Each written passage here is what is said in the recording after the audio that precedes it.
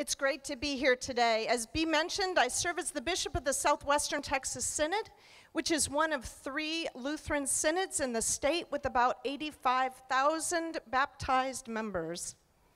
I'm here today because as Lutheran Christians, we believe that government is a gift from God, intended for the safety and flourishing of all human beings, and in fact of all creation. We believe that God rules over all the creation, and part of the way that God rules is through a participatory government. This government is called to recognize that all humans are created in the image of God. All humans, friends. And therefore have both the fundamental dignity and fundamental rights. To evaluate how the government is doing in protecting those rights and dignities, our primary lens is the question, is our neighbor being served? We have learned that our neighbors are best served by a government in which earthly power is held publicly by the people, a democracy. And they are governed by representatives chosen in free and fair elections in which each person is assured of their vote, a republic. Such consent requires government to allow the neighbors it serves to pursue their lives in a spirit of freedom. The importance of this can be illustrated by our shameful history in this country, in which so many African Americans, Native peoples, Latinx peoples, Asian Americans, and women have been denied the right to vote, and so have been governed without consent.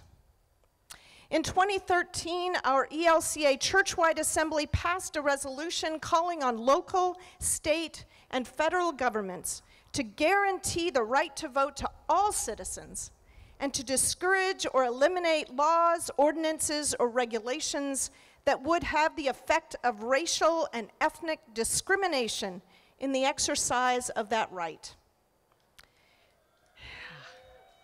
Today, we are troubled to see how the Texas legislature is responding to the wave of partisanship and paranoia across our country. The election reform bills they are considering here would limit access to the ballot for many voters who are poor or disabled. People of color, seniors, shift workers, and single women all testify that these bills would make it harder and more frightening for them to vote. It is time to press the reset button. Yes. Election security cannot come at the expense of voter access. My faith tradition compels me to protect the vote of every Texan. Our democracy is only healthy when it includes all of us. I encourage my fellow citizens and Christians and people of all faith traditions to speak out with me, and for our legislators to abandon their current divisive legislation and start over again, centering the wisdom of local communities and affirming commitment to mutual respect. Thank you all.